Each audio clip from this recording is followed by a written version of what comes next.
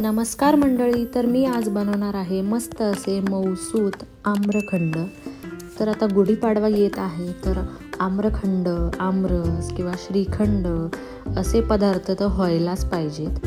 चला तर मग सुरुवात करूयात। मी प्रियांका तुमचं स्वागत करते मेजवानी विथ प्रियांका या आपल्या यूट्यूब चॅनलमध्ये। तर इथे मी दही जे आहे अर्धा किलो दही एका रुमालामध्ये छान घट्ट बांधून त्याला एका चाळणीमध्ये ठेवले होते। वरती एक वजन ठेवले होते जेणेकरून दह्यामधलं जे पाणी आहे ते पूर्णपणे चाळणीतून खाली गाळून येईल आणि खाली एक बाउल ठेवला होता। तर मी ते पूर्ण पाणी त्यातलं एक 4 ते 5 तास मी त्याला छान बांधून ठेवलं होतं आणि त्यानंतर असा हा चक्का तयार झालेला आहे। तर मी इथे अर्धा किलो दही घेतलेलं, त्या अर्धा किलो दह्यापासून मला एवढा चक्का भेटलेला आहे। तर हा चक्का आता आपल्याला एका चाळणीमधून व्यवस्थित गाळून घ्यायचा आहे, जेणेकरून आपण जेव्हा त्याचं श्रीखंड किंवा आम्रखंड तयार करू तेव्हा त्यामध्ये कोणत्याही प्रकारच्या गुठळ्या राहणार नाहीत, गाठी राहणार नाहीत। तर अशा प्रकारे चाळणीमधून गाळून घेतल्यामुळे तुमचा जो चक्का आहे तो छान मऊसूत असा तयार होईल। तर हे पहा, अशा प्रकारे मी सर्व चक्का जो आहे तो व्यवस्थित गाळून घेणार आहे आणि गाळून झाल्यानंतर आपल्याला मस्त असा मऊसूत असा चक्का इथे भेटेल। आणि इथे आपला चक्का जो आहे तो व्यवस्थित गाळून झालेला आहे।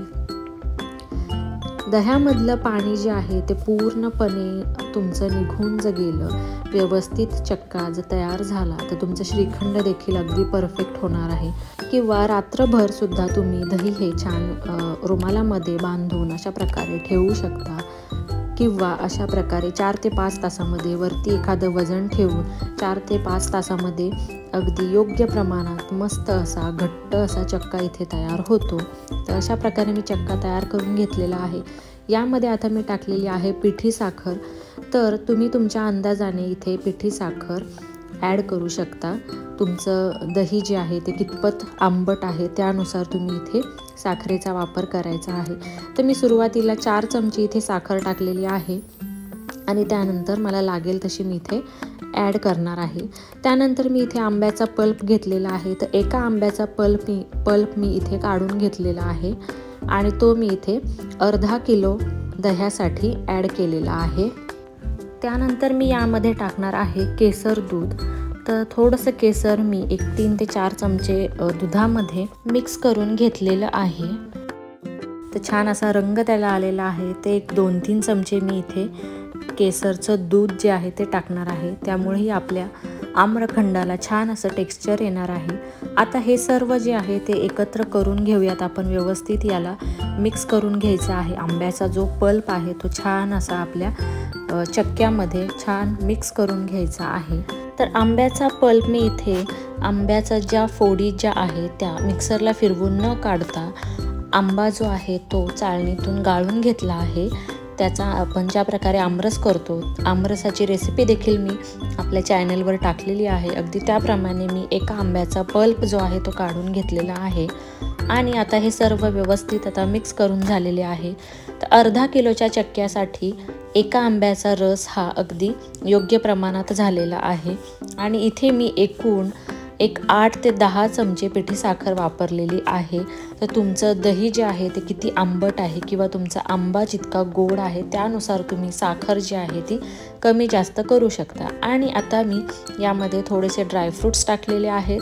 ते व्यवस्थित मिक्स करून मस्त असं पिस्त्याच्या तुकड्यांनी छान गार्निशिंग करून आता आपण याला फ्रीजमध्ये सेट करण्यासाठी ठेवून द्यायचं आहे।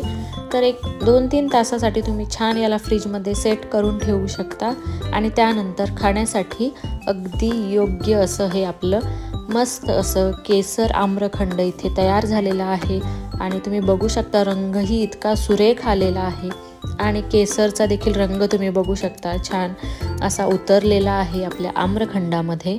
तर असं हे आम्रखंड इथे तयार झालेलं आहे आणि आपण आता काढून बघूयात आणि तुम्हाला लक्षात येईल की किती छान प्रकारे ते सेट झालेलं आहे आणि मस्त असं याला टेक्स्चर आलेलं आहे। अगदी मऊसूत आहे, त्यामध्ये तुम्हाला कोणत्याही प्रकारच्या गाठी दिसणार नाहीत आणि छान असं हे केसर आम्रखंड इथे तयार झालेला आहे आणि खरंच या आम्रखंडाची जी टेस्ट होती ती अगदी विकतच्या आम्रखंडाला तोड देण्यासारखी होती।